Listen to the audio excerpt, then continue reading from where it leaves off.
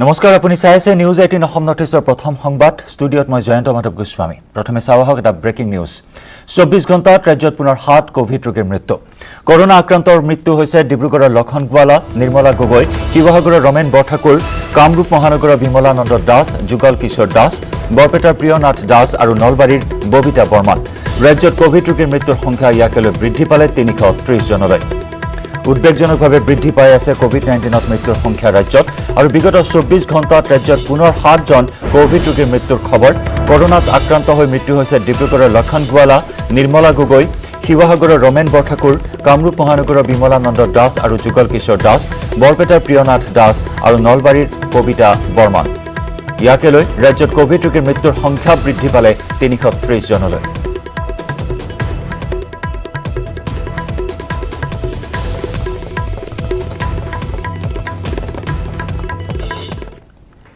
ইফালে ৰাজ্যত দ্ৰুতগতিত বৃদ্ধি পাই আছে কৰোনা আক্ৰান্তৰ সংখ্যা 1,18,333 জনলৈ বৃদ্ধি পালে ৰাজ্যত কৰোনা আক্ৰান্তৰ সংখ্যা বিগত 24 ঘণ্টাত 3,054 জন লোক আক্ৰান্ত হৈছে কোভিড-19ত ইয়াৰ ভিতৰত গুৱাহাটীত 735 জন ডিব্ৰুগড়ত 198 কাছাৰত 192 আৰু হুজাইত 176 জন লোক আক্ৰান্ত হৈছে কোভিড-19ত ইতিমধ্যে আমি জনাইছো এই পৰ্যন্ত মৃত্যু হৈছে 330 জন লোকৰ কৰোনাত আক্ৰান্ত শতকৰা হাৰ 6.25% বৰ্তমানলৈ আৰোগ্য হৈছে 88,726 জন লোক বৰ্তমানে চিকিৎসাধীন হৈ আছে 29,274 জন ৰোগী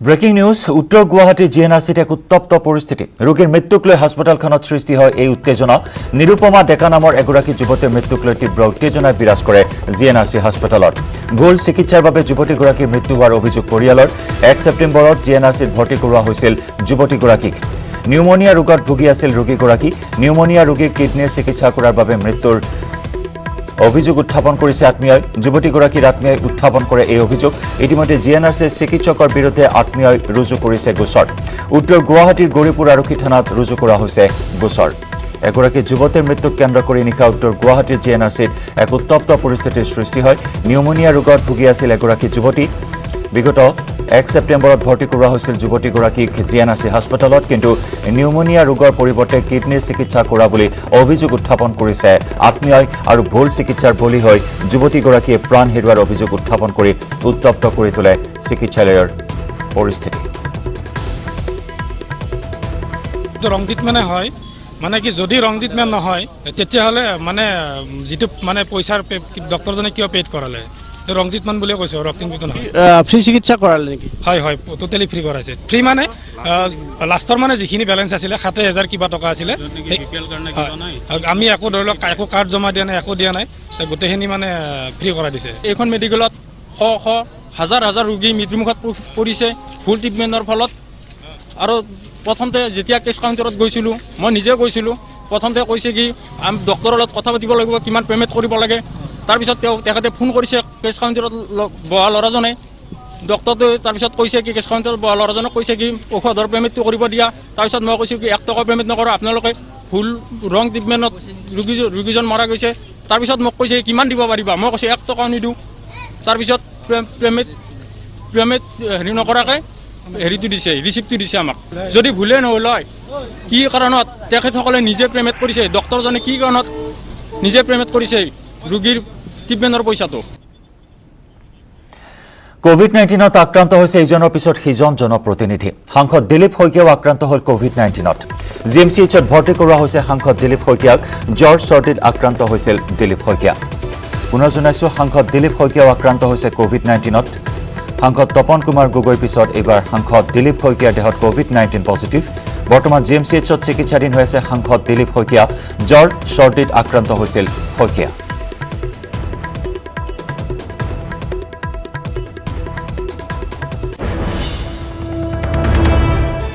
আৰু আনহাতে বিধায়ক বৃন্দাবন গোস্বামীও আক্ৰান্ত হৈছে কোভিড-19ত কৰোনাত আক্ৰান্ত বিধায়কগৰাকীৰ পত্নী আৰু চালকো বিধায়কগৰাকীৰ আৱাসত কাম কৰা ল'ৰাও আক্ৰান্ত হৈছে কোভিড-19ত সম্প্ৰতি তেজপুৰৰ উষানগৰস্থিত বাসগৃহত 4গৰাকীয়ে হোম কোৱাৰেণ্টাইন হৈ আছে শুকুৰবাৰে জিএমচিএইচলৈ চিকিৎসাৰ বাবে আহিব বিধায়কগৰাকী বিধায়ক বৃন্দাবন গোস্বামী কোভিড-19ত আক্ৰান্ত হৈছে। কোভিড-19ত আক্ৰান্ত হৈছে বিধায়কগৰাকীৰ পত্নী আৰু চালক। বিধায়কগৰাকীৰ আৱাসত কাম কৰা যুৱকো আক্ৰান্ত হৈছে কোভিড-19ত। সম্প্ৰতি তেজপুৰৰ উষানগৰস্থিত বাসগৃহত 4গৰাকী হোম কোৱাৰেণ্টাইন হৈ আছে আৰু আজি GMCHলৈ চিকিৎসাৰ বাবে আহিব বিধায়ক বৃন্দাবন গোস্বামী।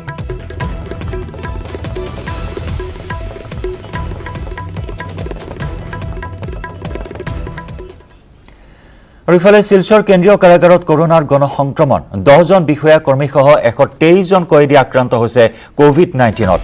কাৰাগাৰত কৰ্তব্যৰত 3জন বিষয়াসহ কৰোনাত আক্ৰান্ত হৈছে 7জন চিপাহী। কৰোনাত আক্ৰান্ত কয়েদীসকলক কাৰাগাৰৰ ভিতৰতে কৰা হৈছে চিকিৎসাৰ ব্যৱস্থা। অৱশ্যে কেইবাজনকো উন্নত চিকিৎসাৰ বাবে প্ৰেৰণ কৰা হৈছে শিলচৰ চিকিৎসা মহাবিদ্যালয় হাস্পতাললৈ। ইপিনে আক্ৰান্ত বিষয়াসহ আৰক্ষী কৰ্মীসকলক ৰখা হৈছে হোম আইচলেশ্যনত। এক উদ্বেগজনক খবৰ, শিলচৰ কেন্দ্ৰীয় কাৰাগাৰত কৰোনাত গণসংক্ৰমণ 10জন বিষয়া কৰ্মীসহ 123জন কয়েদী আক্ৰান্ত হৈছে কোভিড-19ত। কাৰাগাৰত কৰ্তব্যৰত 3জন বিষয়াসহ কোভিড-19ত আক্ৰান্ত হৈছে 7জন চিপাহী। কৰোনাত আক্ৰান্ত কয়েদীসকলক কাৰাগাৰৰ ভিতৰতেই চিকিৎসাৰ ব্যৱস্থা কৰা হৈছে। অৱশ্যে কেইবাজনক উন্নত চিকিৎসাৰ বাবে প্ৰেৰণ কৰা হৈছে শিলচৰ চিকিৎসা মহাবিদ্যালয় হাস্পতাললৈ। ইপিনে কৰোনাত আক্ৰান্ত বিষয়াসহ আৰক্ষী কৰ্মীসকলক ৰখা হৈছে হোম আইচলেশ্যনত।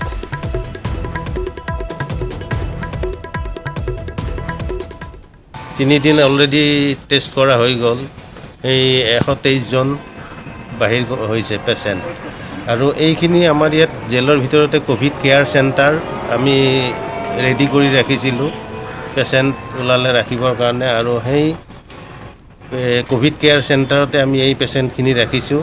আৰু সেইখিনি আমাৰ জেলৰ ডক্তৰ, তাৰপাছত ফাৰ্মাচিষ্ট, নাৰ্ছ, এনেকুৱা যিখিনি আমাৰ মেডিকেল ষ্টাফ আছে তেওঁলোকে অবজাৰ্ভ কৰি আছে। আছামীটো 123জনৰ হ'ল আৰু ষ্টাফ আছে আমাৰ চিপাহী 7জনৰ হৈছে আৰু অফিচাৰ 3জনৰ হৈছে। আৰু সেইবিলাকৰ প্ৰায় এতিয়া ৰিকভাৰী হৈছে আৰু ডিউটিটো জইন কৰিছে কেইজনমানে। দক্ষিণ কামৰূপৰ বিজয়নগৰত নিশা ভয়ংকৰ অগ্নিকাণ্ডত যা গ'ল এখন ফাৰ্মাচীৰ লগতে 3খন ব্যৱসায়িক প্ৰতিষ্ঠান। অগ্নিকাণ্ডত যথেষ্ট পৰিমাণৰ ক্ষয়ক্ষতি হয়। আৰক্ষী আৰু অগ্নি নিৰ্বাপক বাহিনীৰ তৎপৰতাত নিৰ্বাপন কৰা হয় জুই, কিন্তু এতিয়াও জানিব পৰা হোৱা নাই এই অগ্নিকাণ্ডৰ কেনেদৰে সূত্ৰপাত হ'ল। দক্ষিণ কামৰূপৰ বিজয়নগৰত সংঘটিত হৈছে নিশা এই ভয়ানক অগ্নিকাণ্ডত যা গ'ল এখন ফাৰ্মাচীৰ লগতে 3খন ব্যৱসায়িক প্ৰতিষ্ঠান। অগ্নিকাণ্ডত যথেষ্ট পৰিমাণৰ ক্ষয়ক্ষতি হৈছে। আৰক্ষী আৰু অগ্নি নিৰ্বাপক বাহিনীৰ তৎপৰতাত নিৰ্বাপন কৰা হয় জুই, কিন্তু এতিয়াও জানিব পৰা হোৱা নাই কেনেদৰে সূত্ৰপাত হ'ল এই বিধ্বংসী অগ্নিকাণ্ডৰ।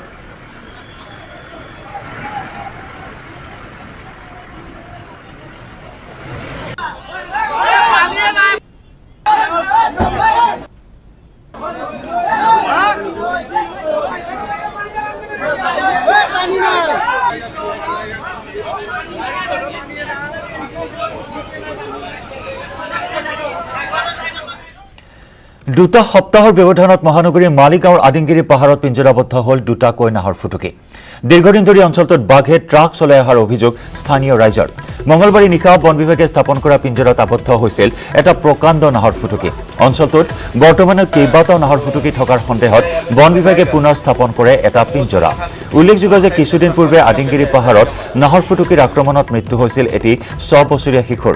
আদিংগিৰি পাহাৰত বৰ্তমানে আতংক অব্যাহত আছে, কিয়নো স্থানীয় লোকসকলে জনাইছে প্ৰায় 4 পৰা 5টা বাঘে এতিয়া মুকলি বিচৰণ কৰি আছে সেই অঞ্চলটোত। বিগত 21 আগষ্টত এটি 6 বছৰীয়া শিশুৰ প্ৰাণ গৈছিল বাঘৰ আক্ৰমণত আৰু তাৰ পিছতে আতংক বিৰাজ কৰিছিল আৰু তাৰ পিছতে বন বিভাগে তৎপৰতাৰে এটাৰ পিছত আনটো পিঞ্জৰা স্থাপন কৰিছে। ইতিমধ্যে বিগত 2 সপ্তাহত দুটাকৈ বাঘ পিঞ্জৰাবদ্ধ হোৱাৰ পিছত পুনৰ এই স্থানত পিঞ্জৰা এটা স্থাপন কৰা হৈছে।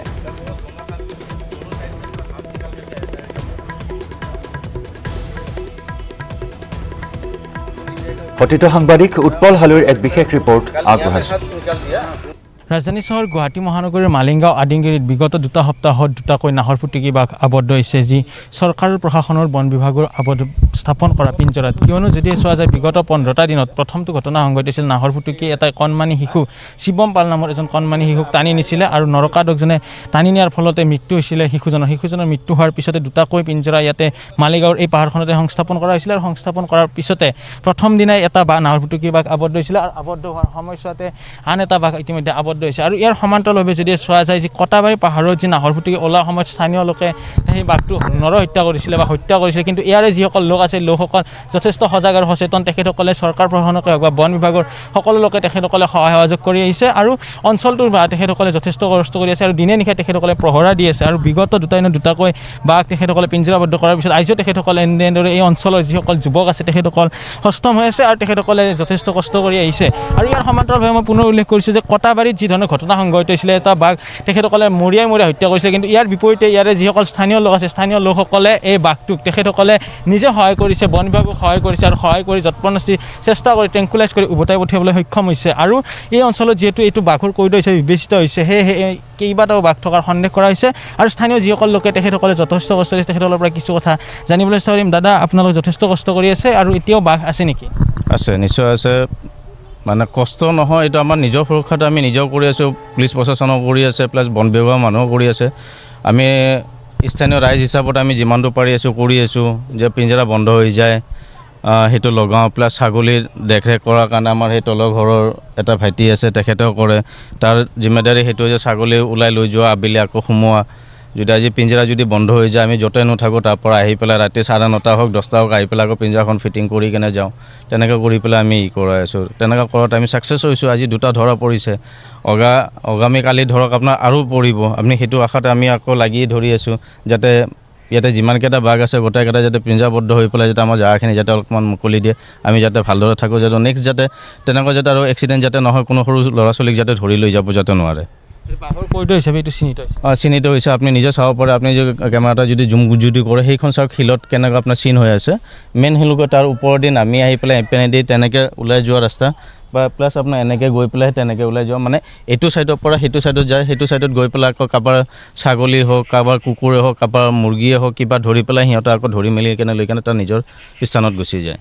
এয়া আছিলে স্থানীয় লোকৰ ভাষ্য। আৰু ইতিমধ্যে যিহেতু বাঘৰ কৰিডৰ হিচাপে চিন্তা হোৱাৰ পিছত তেখেতসকল শংকিত হৈ পৰিছে, কিন্তু কটাবাৰীত যি ধৰণৰ ঘটনা সংঘটিত হৈছিলে তাৰ কিন্তু বিপৰীত দৃশ্য দেখা পোৱা গৈছে এই স্থানত। কটাবাৰীৰ লোকসকল সজাগ সচেতন নহয়, তেখেতসকলে এটা নাহৰ ফুটুকি বাঘ মৃত্যু কৰা পৰিলক্ষিত হৈছে। তাৰ বিপৰীতে ইয়াৰ স্থানীয় লোকে তেখেতসকলে যথেষ্ট বন বিভাগ হওক বা সকলো লোককে সহায় কৰি তেখেতসকলে উদ্ধাৰ কাৰ্যত যথেষ্ট সহায় কৰিছে। আৰু ইতিমধ্যে 2টা বাঘ আবদ্ধ হোৱাৰ পিছত আৰু হয়তো 2-3টা বাঘ আবদ্ধ হ'ব বুলি তেখেতসকলে ইতিমধ্যে আমাৰ আগত মন্তব্য প্ৰেৰণ কৰিছে।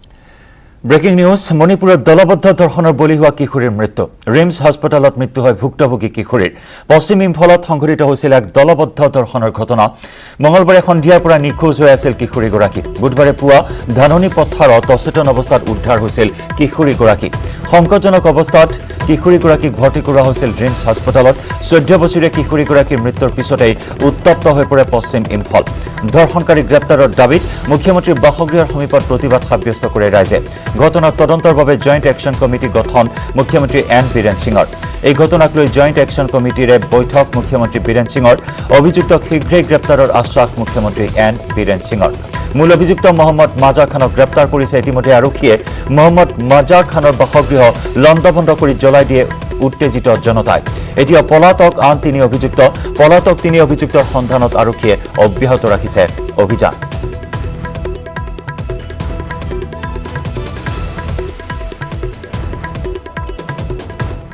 14 साल की बच्ची को रेप करके उसको तालाब में फेंकी गई है। इस मामले में गवर्नमेंट गौर करना चाहिए। 24 आवर्स के अंदर कल्प्रिट लोग अगर गवर्नमेंट नहीं पकड़ा, होम डिपार्टमेंट नहीं पकड़ा, तो MMW चुप नहीं रहेंगे। हम प्रोटेस्ट में जाएंगे, ये हम बर्दाश्त नहीं करेंगे। अगर गवर्नमेंट हरकत में आना चाहिए, पुलिस डिपार्टमेंट हरकत में आना चाहिए, नहीं हो तो हम लोग मजबूरन पब्लिक आइन हाथ में लेना पड़ेगा। ये मौका ना दीजिए गवर्नमेंट। अगर गवर्नमेंट 24 घंटे के अंदर ये लोगों को नहीं पकड़ेगी, कल्प्रिट लोगों को पकड़ के अगर सजा नहीं दिलाएंगे तो चुप नहीं रहेंगे। हम पब्लिक के साथ हम रोड में उतारेंगे। ৰাজ্যিক বিজেপিৰ নতুন কাৰ্যনিৰ্বাহকৰ আজি প্ৰথমখন বৈঠক। ৰাজ্যিক বিজেপিৰ কাৰ্যনিৰ্বাহকত লোৱা হ'ব 4টা প্ৰস্তাৱ। আত্মনিৰ্ভৰ অসম, চাহ জনগোষ্ঠীৰ কল্যাণ, কোভিড আৰু বানৰ সময়ত লোৱা পদক্ষেপ আৰু 4টো প্ৰস্তাৱ হ'ব ৰাজনৈতিক। কলাক্ষেত্ৰত অনুষ্ঠিত হ'বলগীয়া বিজেপিৰ কাৰ্যনিৰ্বাহকত দিল্লীৰ পৰাই অনলাইনযোগে ভাগ ল'ব কেন্দ্ৰীয় মন্ত্ৰী স্মৃতি ইৰাণী আৰু ৰাষ্ট্ৰীয় সহ সাংগঠনিক সম্পাদক শৌগান সিঙে। কাৰ্যনিৰ্বাহকৰ বাবে ইতিমধ্যে গুৱাহাটীত উপস্থিত হৈছে ৰাষ্ট্ৰীয় সাধাৰণ সম্পাদক ৰাম মাধৱ। ৰাজ্যিক বিজেপিৰ নতুন কাৰ্যনিৰ্বাহকৰ আজি প্ৰথমখন বৈঠক। ৰাজ্যিক বিজেপিৰ কাৰ্যনিৰ্বাহকত লোৱা হ'ব 4টাকৈ প্ৰস্তাৱ। আত্মনিৰ্ভৰ অসম, চাহ জনগোষ্ঠীৰ কল্যাণ, কোভিড আৰু বানৰ সময়ত লোৱা পদক্ষেপ আৰু 4টো প্ৰস্তাৱ হ'ব ৰাজনৈতিক। কলাক্ষেত্ৰত অনুষ্ঠিত হ'বলগীয়া বিজেপিৰ কাৰ্যনিৰ্বাহকত দিল্লীৰ পৰাই অনলাইনযোগে ভাগ ল'ব কেন্দ্ৰীয় মন্ত্ৰী স্মৃতি ইৰাণী আৰু ৰাষ্ট্ৰীয় সহ সাংগঠনিক সম্পাদক শৌগান সিঙে কাৰ্যনিৰ্বাহকৰ বাবে ইতিমধ্যে গুৱাহাটীত উপস্থিত ৰাষ্ট্ৰীয় সাধাৰণ সম্পাদক ৰাম মাধৱ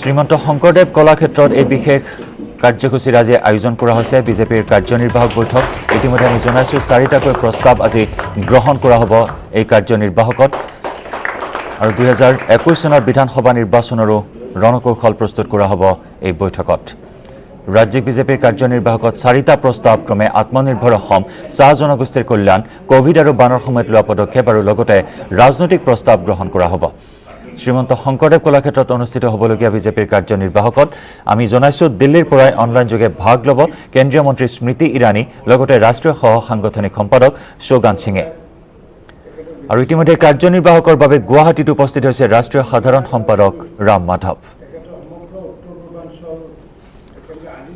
অফিচ বিয়াৰৰ লগত বহিছিলোঁ আমাৰ ৰাজ্যিক সভাপতি আৰু কেন্দ্ৰীয় সাধাৰণ সম্পাদক ৰাম মাধৱজী আমাক লৈ পেলাই বহিলে কালিৰ প্ৰিপাৰেশ্যন কি আছে না আছে এইটো লৈ পেলাই ডিছকাশ্যন হ'ল আমাৰ বেচিকেলি আমাৰ এটা পাৰ্টিত আমাৰ ছিষ্টেম আছে সংগঠনত যে আমি মিটিঙৰ আগদিনা আমি চব ডিচিশ্যন হয় কেনেকুৱা মানে সাংগঠনিক বিষয়খিনি আগবাঢ়িব তো কালি আমাৰ ইয়াত মেইনলি 4টা প্ৰস্তাৱ থাকিব এই 4টা প্ৰস্তাৱ লৈ পেলাই কোনে প্ৰস্তাৱক হ'ব কি কৰিব আৰু কোনটো লাইনত পাৰ্টিৰ লাইন অফ ডিছকাশ্যন এই 4টা প্ৰস্তাৱত কথা হৈছে 1 নম্বৰ প্ৰস্তাৱ থাকিব আত্মনিৰ্ভৰ আসাম আত্মনিৰ্ভৰ ভাৰত 2 নম্বৰ প্ৰস্তাৱ থাকিব হ'ল আমাৰ চাহ বাগানৰ কাৰণে আসাম চৰকাৰে যিবোৰ আঁচনি ইমান দিন লৈছে এইটোৰ এটা ধন্যবাদসূচক প্ৰস্তাৱ 3 নম্বৰ প্ৰস্তাৱ থাকিব কোভিড-19 আৰু ফ্লাডত অসম চৰকাৰে যেনেকুৱা কাম কৰিছে তাৰ কাৰণে এটা আমি প্ৰস্তাৱ ল'ম 4 নম্বৰ প্ৰস্তাৱ থাকিব ৰাজনীতিক প্ৰস্তাৱ আৰু ইয়াৰ পিছত আমাৰ চেন্ট্ৰেল লিডাৰশ্বিপৰ মাজত ৰাম মাধৱজী আৰু স্মৃতি ইৰাণীজীৰ এটা মাৰ্গদৰ্শন থাকিব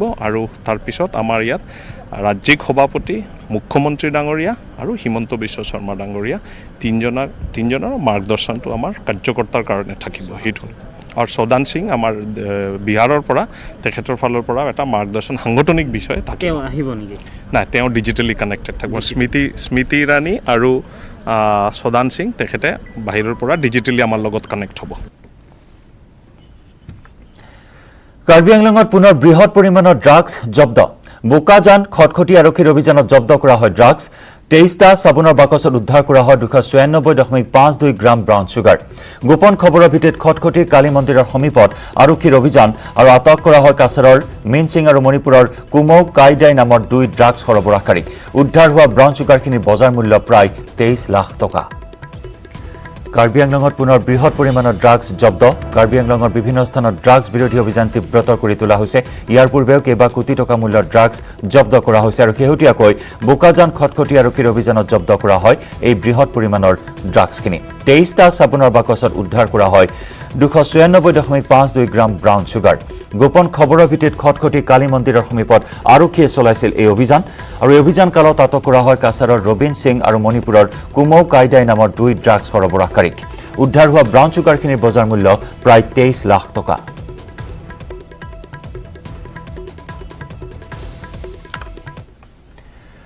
ডিব্ৰুগড়ৰ শিশু নিৰ্যাতনৰ অভিযুক্তৰ কন্যাক আটক কৰা হৈছে মৰাণ আৰক্ষীৰ জালত ডাক্তৰ সিদ্ধিপ্ৰসাদ দেউৰীৰ কন্যা গৌৰীসাগৰ আৰক্ষীৰ সহযোগত দেউৰীৰ কন্যাক আটক কৰা হৈছে আৰক্ষীৰ জালত আৰু এজন সহকৰ্মী চিকিৎসক সহকৰ্মী ডাক্তৰ সৌৰভ ধৰক আটক আৰক্ষীৰ গুৱাহাটীলৈ আহি থকাৰ সময়তে আটক কৰা হয় দুয়োকে ধৃত দুয়োকে নিয়া হৈছে ডিব্ৰুগড়লৈ এতিয়া পলাতক পত্নীসহ অভিযুক্ত চিকিৎসক সিদ্ধিপ্ৰসাদ দেউৰী কালি দিনটোত 2 অভিযুক্তক আৰক্ষীয়ে জালত পেলাইছিল আৰু শেহতীয়াকৈ পুনৰ 2 অভিযুক্তক আৰক্ষীয়ে জালত পেলাইছে ডিব্ৰুগড়ৰ শিশু নিৰ্যাতনৰ মূল অভিযুক্তৰ কন্যাক আটক কৰিবলৈ সক্ষম হৈছে মৰাণ আৰক্ষীৰ জালত ডাক্তৰ সিদ্ধিপ্ৰসাদ দেউৰীৰ কন্যা গৌৰীসাগৰ আৰক্ষীৰ সহযোগত দেউৰীৰ কন্যাক আটক কৰা হৈছে আৰক্ষীৰ জালত আৰু এজন সহকৰ্মী চিকিৎসক সহকৰ্মী ডাক্তৰ সৌৰভ ধৰক আটক কৰিছে আৰক্ষীয়ে গুৱাহাটীলৈ আহি থকাৰ সময়তে আটক কৰা হয় দুয়োকে ধৃত দুয়োকে নিয়া হৈছে ডিব্ৰুগড়লৈ কিন্তু এতিয়াও পলাতক পত্নীসহ অভিযুক্ত ডাক্তৰ সিদ্ধিপ্ৰসাদ দেউৰী এই ঘটনাক কেন্দ্ৰ কৰি তীব্ৰ উত্তেজনা বিৰাজ কৰি আছে সমগ্ৰ ডিব্ৰুগড়ত। কালি মৰাণ মহাবিদ্যালয়ৰ সন্মুখত তীব্ৰ প্ৰতিবাদী কাৰ্যসূচী ৰূপায়ণ কৰা হৈছিল। মৰাণ মহাবিদ্যালয়ৰ অধ্যক্ষাৰ পুতলিকা দাহ কৰি সাব্যস্ত কৰা হৈছিল প্ৰতিবাদ, আৰু ঠিক তেনেদৰে কেইবাটাও দল সংগঠনে ডিব্ৰুগড় সদৰ থানা ঘেৰাও কৰি প্ৰতিবাদ সাব্যস্ত কৰিছিল। অতি শীঘ্ৰেই মূল অভিযুক্তক গ্ৰেপ্তাৰ কৰি দৃষ্টান্তমূলক শাস্তি প্ৰদানৰ দাবীত প্ৰতিবাদ সাব্যস্ত কৰিছিল কেইবাটাও দল সংগঠনে। কিন্তু এতিয়াও পলাতক মূল অভিযুক্ত সিদ্ধিপ্ৰসাদ দেউৰী আৰু তেওঁৰ পত্নী ডক্টৰ মিতালী কোঁৱৰ।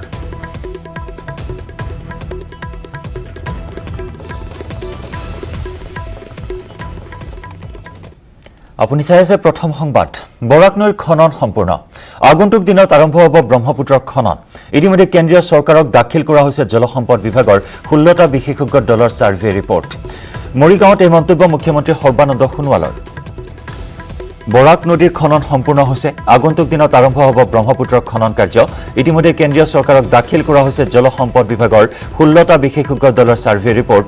মৰিগাঁৱত এই মন্তব্য কৰে মুখ্যমন্ত্ৰী সৰ্বানন্দ সোণোৱালে।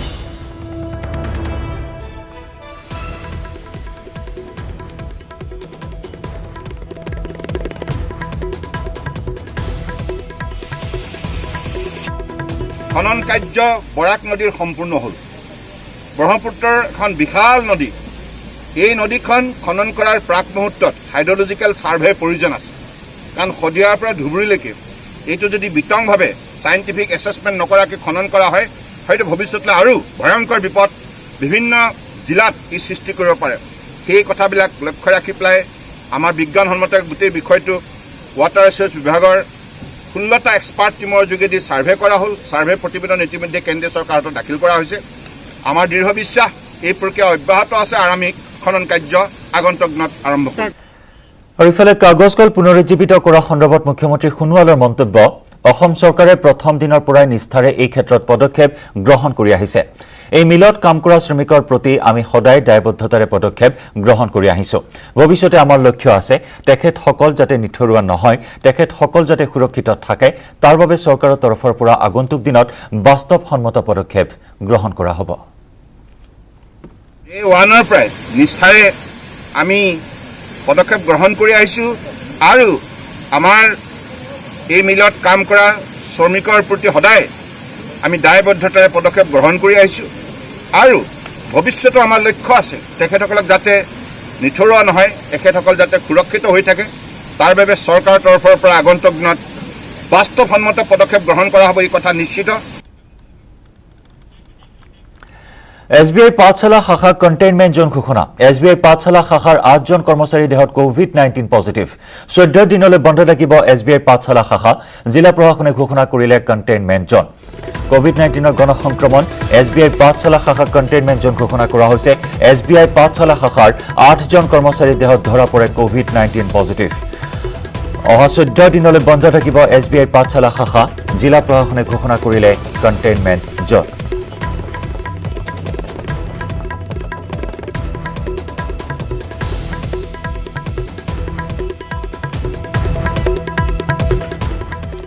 আৰু ইতিমধ্যে আমি আপোনাক জনাইছো আজি ৰাজ্যিক বিজেপিৰ নতুন কাৰ্যনিৰ্বাহকৰ প্ৰথমখন বৈঠক। বিজেপিৰ কাৰ্যনিৰ্বাহকত লোৱা হ'ব 4টাকৈ প্ৰস্তাৱ। আত্মনিৰ্ভৰ অসম, চাহ জনগোষ্ঠীৰ কল্যাণ, কোভিড আৰু বানৰ সময়ত লোৱা পদক্ষেপ আৰু 4টো প্ৰস্তাৱ লোৱা হ'ব ৰাজনৈতিক। কলাক্ষেত্ৰত অনুষ্ঠিত হ'বলগীয়া বিজেপিৰ কাৰ্যনিৰ্বাহকত দিল্লীৰ পৰাই অনলাইনযোগে ভাগ ল'ব কেন্দ্ৰীয় মন্ত্ৰী স্মৃতি ইৰাণীয়ে। আৰু শ্ৰীমন্ত শংকৰদেৱ কলাক্ষেত্ৰত এই কাৰ্যনিৰ্বাহকৰ বৈঠক অনুষ্ঠিত হ'ব। পোনপটীয়া সম্প্ৰচাৰত সংযুক্ত হৈছোঁ আমাৰ জ্যেষ্ঠ সাংবাদিক ৰাজু বৰুৱাৰ সৈতে। ৰাজু, কাৰ্যক্ৰমণিকাৰ বিষয়ে জানিব বিচাৰিম। 4টাকৈ প্ৰস্তাৱ গ্ৰহণ কৰা হ'ব। সন্মুখত বিধানসভা নিৰ্বাচন আছে। আপোনাৰ পৰা জানিব বিচাৰিম আজিৰ এই বিশেষ কাৰ্যসূচীৰ বিষয়ে।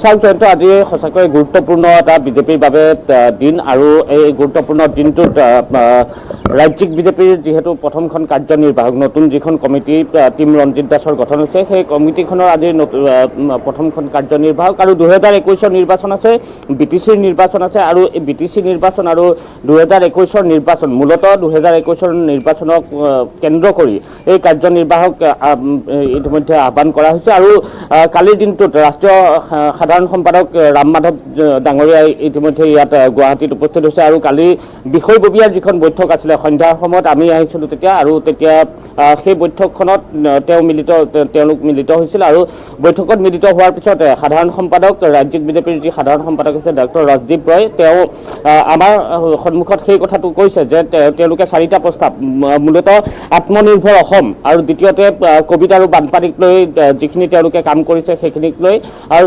তৃতীয়তে তেওঁলোকে ৰাজনৈতিক এটা প্ৰস্তাৱ গ্ৰহণ কৰিব গতিকে এই যি 4টা প্ৰস্তাৱ আছে 4টা প্ৰস্তাৱৰ তেওঁলোকে 4টা প্ৰস্তাৱ গ্ৰহণ কৰিব আৰু 10 বজাৰ লগে লগে এই বৈঠকখন আৰম্ভ হ'ব আৰু আপুনি কোৱাৰ দৰে দিল্লীৰ পৰা কেন্দ্ৰীয় মন্ত্ৰী স্মৃতি ইৰাণীয়ে তেওঁলোকে জুম এপৰ জৰিয়তে এই যি কাৰ্যনিৰ্বাহক আছে কাৰ্যনিৰ্বাহক বৈঠকত তেওঁলোকে মাৰ্গদৰ্শন কৰাব স্মৃতি ইৰাণীয়ে আৰু ঠিক একেদৰে ৰাষ্ট্ৰীয় সাংগঠনিক সাধাৰণ সম্পাদক সহযোগী তেওঁ সুগান সিং ডাঙৰীয়ায়ো এই যি কাৰ্যনিৰ্বাহক আছে তাত মাৰ্গদৰ্শন তেওঁলোকক কৰাব যিসকল ইয়াত থাকিব ৰাজ্যিক কাৰ্যকৰ্তা আৰু নেডাৰ আহ্বায়ক মন্ত্ৰী ডক্টৰ হিমন্ত বিশ্ব শৰ্মাই মুখ্যমন্ত্ৰী সৰ্বানন্দ সোণোৱাল ৰাজ্যিক বিজেপিৰ সভাপতি ৰঞ্জিত দাস তেওঁলোকেও ইয়াত ভাষণ তেওঁলোকে ৰাখিব মাৰ্গদৰ্শন তেওঁলোকে কৰাব আৰু তাৰ বাবে যিখিনি বৰ্তমান আমি প্ৰস্তুতি যদি আমি চাওঁ তেনেহ'লে সম্পূৰ্ণৰূপে ইয়াত কাট আউট লগোৱা হৈছে বা বিজেপিৰ দলীয় যি পতাকা আছে সেই পতাকা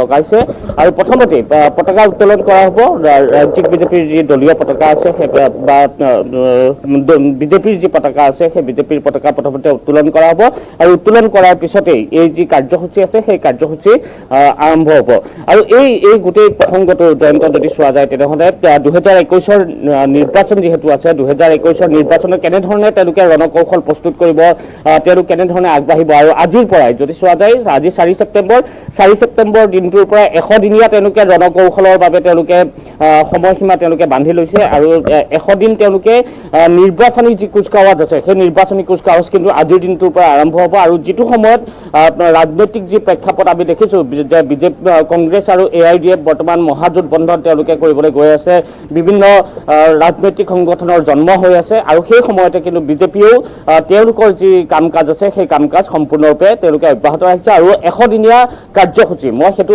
আটাইতকৈ গুৰুত্বপূৰ্ণ কথাটো হ'ল জয়ন্ত যে 100 দিনীয়া কাৰ্যসূচী আজিৰ দিনটোৰ পৰা তেওঁলোকে গ্ৰহণ কৰিব নিশ্চয়কৈ ৰাজু ইতিমধ্যে আপুনি কেইবাটাও গুৰুত্বপূৰ্ণ কথা উল্লেখ কৰিছে বিশেষভাৱে তাৎপৰ্য বহন কৰিছে আজিৰ এই কাৰ্যনিৰ্বাহকৰ বৈঠকে 2021 চনৰ নিৰ্বাচনৰ প্ৰাক্ষণত কেইবাটাও নতুন ৰাজনৈতিক দলৰ জন্ম হ'ব আৰু তাৰ সমান্তৰালকৈ মহাজোঁটবন্ধনৰ কথা উল্লেখ কৰিছে কংগ্ৰেছে গতিকে তাৰ বাবে তীব্ৰ প্ৰত্যাহ্বান হয়তো আহিব পাৰে বিজেপিৰ সন্মুখত গতিকে তাৰ বাবে আজি ৰণকৌশল প্ৰস্তুত কৰা হ'ব এই বৈঠকত আৰু সেই দিশৰ পৰা যথেষ্ট তাৎপৰ্য বহন কৰিছে আজিৰ এই কাৰ্যনিৰ্বাহক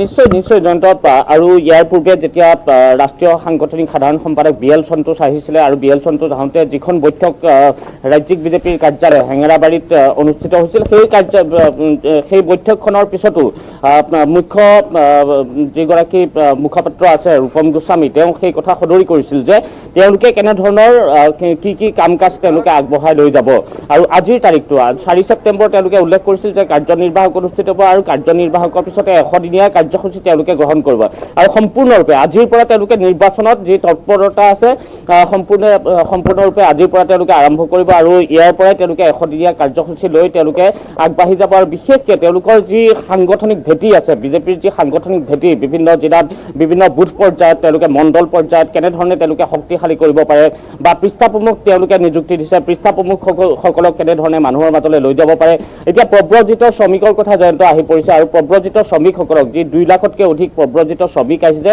সেইসকলৰ মাজলৈ কেনেধৰণে আগবাঢ়ি যোৱা যায় বা জনসম্পৰ্ক কেনেধৰণে গঢ়ি তোলা যায় ইজনৰ পিছত সিজন মানুহৰ মাজত কেনেধৰণে সম্পৰ্ক এটা গঢ়ি তোলা যায় তাৰ বাবে তেওঁলোকে কাম কৰি যাব আৰু বিশেষকৈ বিজেপিৰ ক্ষেত্ৰত আমি পূৰ্বতেও দেখিছোঁ পূৰ্বৰ আমি যি নিৰ্বাচন আছে পঞ্চায়ত নিৰ্বাচন হওক লোকসভা নিৰ্বাচন হওক সেই সময়ছোৱাতো তেওঁলোকে কিন্তু এনেধৰণৰ কিছু কাৰ্যসূচীৰ মাজেৰে সাংগঠনিক ভেটি বিশেষকৈ তৃণমূল পৰ্যায়ত কেনেধৰণে স্পৰ্শ কৰিব পৰা যায় সৰ্বস্পৰ্শী তেওঁলোকে সদায় কয় যে সৰ্বস্পৰ্শী সৰ্বব্যাপী এক নীতিৰ মাজেৰে বিজেপি চলে আৰু ঠিক তেনেধৰণে আজিৰ এই যি কাৰ্যনিৰ্বাহক আছে এই কাৰ্যনিৰ্বাহকৰ পিছতো তেওঁলোকে তেনেধৰণৰ কিছু মনোবল কেনেধৰণে বৃদ্ধি কৰিব পৰা যায় যি কাৰ্যনিৰ্বাহক কমিটি আছে সেই কাৰ্যনিৰ্বাহক কমিটিৰ মনোবল বৃদ্ধি কৰি 2021 কেনেধৰণে সবলভাৱে তেওঁলোকক থিয় কৰাব পৰা যায় তাৰ বাবে হয়তো আজি মন্ত্ৰণা প্ৰদান কৰিব স্মৃতি ইৰাণী হওক ৰাম মাধৱ হওক বা সুগান সিঙে হওক নিশ্চয় ধন্যবাদ ৰাজু। এই মুহূৰ্তত আমি ধন্যবাদ জ্ঞাপন কৰিছোঁ। 10 বজাত আৰম্ভ হ'ব এই বৈঠক। প্ৰতি মুহূৰ্তৰ আপডেট আপোনাৰ পৰা আমি পোনপটীয়া সম্প্ৰচাৰত লাভ কৰিম।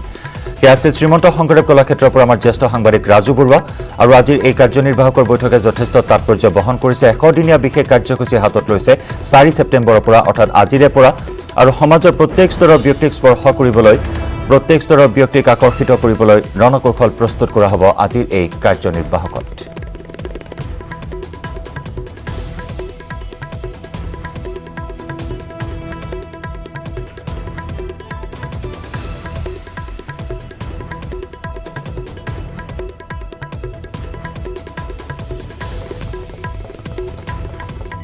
দহ বজাত আৰম্ভ হ'ব বিজেপিৰ নতুন কাৰ্যনিৰ্বাহকৰ এই বৈঠক। 2021 চনৰ বিধানসভা নিৰ্বাচন, লগতে আছে BTC নিৰ্বাচন।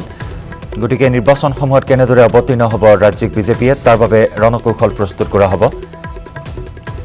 100 দিনীয়া বিশেষ কাৰ্যসূচী